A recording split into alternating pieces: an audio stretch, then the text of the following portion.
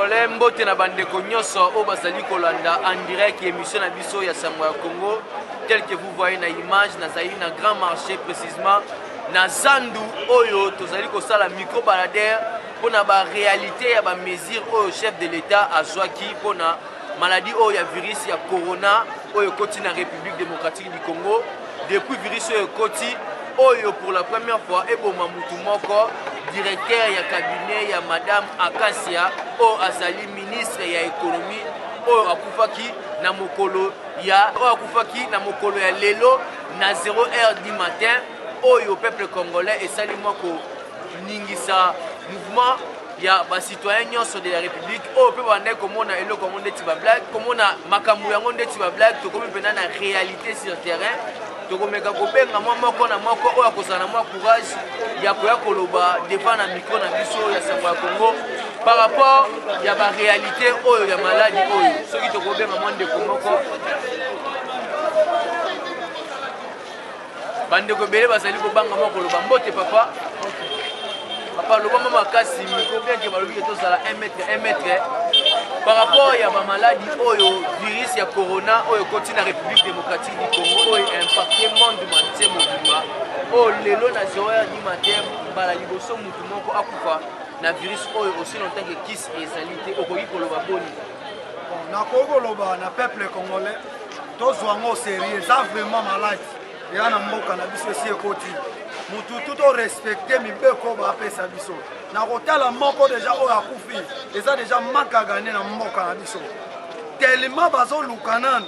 kisi nano emonani te il faut tozala mayele ya kose protéger mpe kotosa oyo bakonzi baloba na biso kotosa na yango maladi vraiment eza vrai eza certain sérieux na mboka na biso ne croyez pas que soko ke église nde maladi ezwa yo te komi balobi tovanda na bandako to respecte tovanda na bandako. Merci, je vous remercie. Merci mingi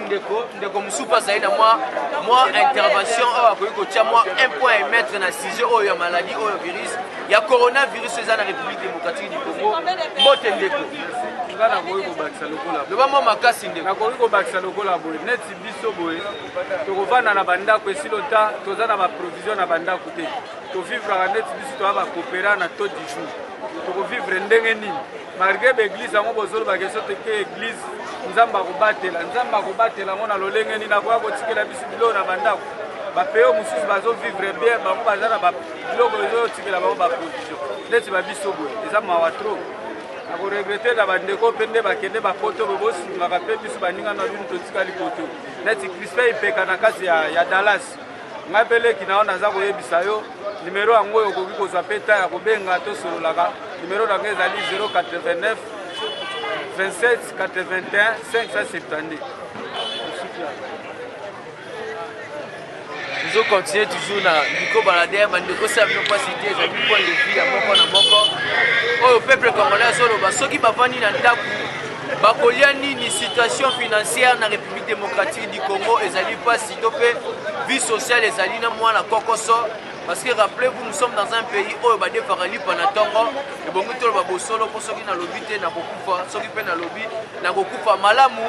naloba awa bamesure ezali kobakisama par rapport ya cas ya décès déjà ekoti mpona coronavirus oyo ezali na République démocratique du Congo. D'ici lundi peut-être ministère ya santé ekointerdire lisusu baentroupement même na kati ya batransport na biso public mpo tomonaka na kati ya badessin eset baesprit de vie oyo bato balekaka ebele or bazopekisa biso bazoloba mètre fois tozala na distance ya 1 mètre. Voyons voir réalité ya lundi aussi longtemps to intervenir bato mosusu baya mwa koloba par rapport ya bamesure mosusu oyo ekobakisama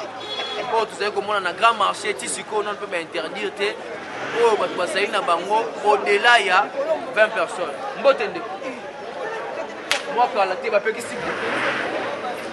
ndenge nini par rapport à coronavirus, comme déjà directeur ya cabinet ya madame Akasia Ouazali ministre ya économie à Koufi, Royko Baboni, aussi longtemps chef de l'État interdit entroupement au-delà de 20 personnes. Tout ça un grand marché, entroupement Ezali Makasi, Kozali marché central dans la République démocratique du Congo. Est-ce que les pays est en danger la coronavirus est éliminé par habitants pour être grand marché et que ça l'a fait toucher ce qui a moins quoi continuer pour le bonnet par rapport à ça.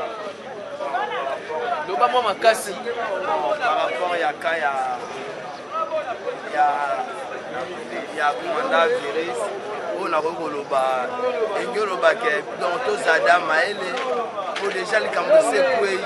papa baoki mada ba pays na bango batamine ba kimba pays na bango voir même ba joueur otoyebi ba kimba pays Dieu soit loué joueur na biso a autre chose guérison nango a machudi mais danger za pe na mboka o pe biso moda na kati ya Congo tokomi da ko vivre danger wana mutu moko déjà kufila dans la kati ya Congo ngelo bake donc to ba ko se protéger tout ça ba sentiment te ko zo ba autorité tozo prendre ba décision to pesa ngo da kombo pa na biso da goro virus mais to prendre ba décision en até pendant que tu ba que ça makambo c'est quoi zo manifester zo boma hein vous avez un combo nini donc au da biso la kati ya Congo to bimisi au da kombo goro virus mais si on t'a que tu dis que ya maladie oyo ezo boma donc tu ba ko se protéger bolongo la ba ventir bolongo la ba ignorance président zolo ba Pascal Gara de la nation na kati ya Congo o biso to dit que fachaza social aza béton à gratuité à makambo belé pour na Congo donc er déjà modo de CP Sami banana yemoko tina ba généraux donc c'est que ngolo ba déjà que tous na motosu matondo mingi mwana mboka merci mingi na ko répondre na moi ba question pour penge moi lumière na peuple congolais oyo bazali de loin oyo pe bazali na ba province pour na koyeba réalité oyo ezali koleka na République démocratique du Congo précisément na Kinshasa tel que na uti ko sabino tout à l'heure que tozali na grand marché oyo ya Sango to pe na grand marché ya Sango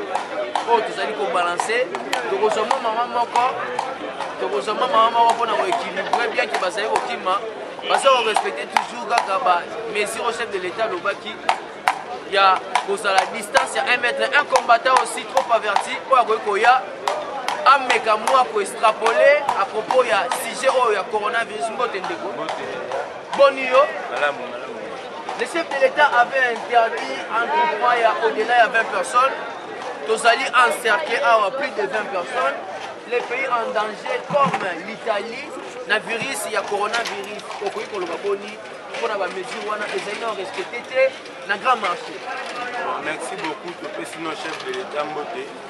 Na bolingo mingi o aza na mona peuple congolais. Initiative o azuana ya kopesa discours moko frappant na monde. Ba féliciter na ba président belé balandi kuna si. To sengi na merci mingi. Yango tosengi na peuple congolais nyonso a respecter makambo chef de l'état lobi même ba opposa ba lobi non azui initiative moko bien ya kolobaki président de la république a poussana ba poussana pemene te même na ba transport ba lobi 4 personnes 5 personnes na taxi tosengi na bino peuple congolais bo respecter virus wana eza ya masekite kotali na Italie batu bakotiti na bandako babi mesu libanda te. Mais compte tenu en mboka na biso président de la République, papa journaliste. Oui, tout ça le monde. Et le président de la République a lobby et félicité monde du Moutimba. Et nous on dit pour le bac non né toza awa toza na virus. Pour battre belé ba comprendre te. Au nombre bozo luka bolia mbongo ya 19 milliards. 19 milliards. Donc to protéger ba tout est au lia na mbongo. Malade ekoti monde entier. Ba to ba mon nangote. Sur la minute au soke exploiter Congo mobile. Donc, le gouvernement est compétent. Il y a F Bazaïba. Donc, vous avez un maman de place à Bamako.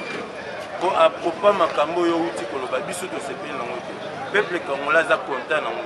Dans les hommes, il y a un cash pour se protéger. Il y a un monde. Le pays est chinois, il y a prêt à monde entier. On a aider na bakisi na bango. Mwana mboka par rapport à ka oyo muto akufi lelo. Muto akufi azali l'un de nous congolais o akufi na maladie ya coronavirus. Peuple congolais mususu bande komona makambo ndeti baje. O tozokoma na sombele suka ya basanga. Lundi ba mesure mususu ko bakisa mato bimate. mais situation sociale na biso awa nazo rappeler to départ lipa na tongo tango ko départ lipa na tongo c'est-à-dire que bozara na difficulté yo ko kanga peuple congolais na ndako okopesa nini yo l'état osali parent l'état azo prévoir nini na situation wana awa ko bazo bakisa pe sous mesure par rapport à transport peuple avivara na taux du jour transport na biso tout ça va transport moro public transport ko ba bien sauter to na esprit de vie ba DC7 baquette to kanga makana kati ya transport hygiène pour éviter maladie ou la coronavirus et ça c'est même pas où tout le monde tout ça là l'état a prévoir est-ce que à côté misolo a subventionné peuple na yeto koni normalement il bosse le pour la mouka ou tiki kufa awa atu bandomo na ngo loisir eza loisir te eza slogan te eza eloko oyo eza na terrain so omoni moto akufisi ke manifester mais au fur et à mesure président de la république balobi so bamoni baka ezobakisama baka wana bakobakisa mpe bamakambo mosusu mais ntango toza no na ka moko ase 17 ka normalement combien d'années 28 cas 28 cas est manifesté toyebi te lobi président okontinue koloba bastope bilo mosusu soki sikoyo balobi ke bato bavanda na bandako babomona l'état sikoyo akosala mpe mosala na ye po toza l'état moto ape capable ya kosala oyo toza na matondo mingi mwana mboka ya kopartage mwa kopesa mwa miyano na baye nyonso bandeki kolanda yo tokontinue na micro baladere na biso tozwa lisusu mutu moko tozozwa lisusu bandeko ebele oyo bazali tozokontinue kozwa ndeko moko oyo akokombo koloba wana mwana mboka so balansele biso baimage mpo mona bato nde bazali na bagroupement est-ce que bazali koobéir décision ya chef de l'état to mpe bazali korefléchir comment kobima na situation oyo mpo mbongo ezali te akovanda na ndako ndenge nini aliesa bana aliesa famille mobimba yango bazali wana mpona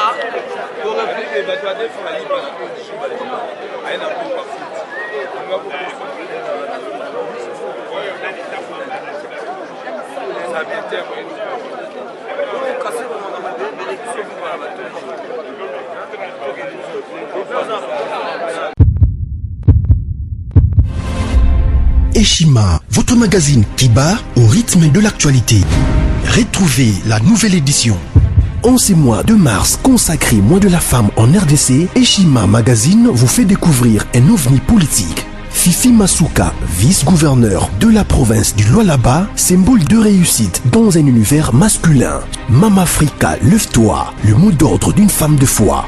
Découverte, Sélé Alagouli, le gardien du trésor. Mobilisation des recettes, rigueur naturelle, les nouvelles argentiers congolais rassurent. Focus, ministère du budget, Jean Baudouin Maillot imprime sa marque dans l'exécution de la loi des finances. Patient Saïba Tamboué, Logefrem contribue à la matérialisation de l'émergence de la RDC. Dossier Eshima, nomination des hauts magistrats, lueur d'espoir. Nation, interview de Christian Matata. Augustin Kibassa annonce un projet intégrateur pour booster les secteurs du numérique en RDC. Bourse d'études, amélioration des conditions et complicité avec les étudiants, Thomas Luaka Losenjola convainc. Michel Moulumba Tumpaka, les modèles de réussite et de loyauté pour la jeunesse. Culture, Mwanankazi, un statut familial particulier. Retrouvez l'intégralité du magazine Eshima dans les kiosques. Eshima Magazine, un nouveau standard d'information.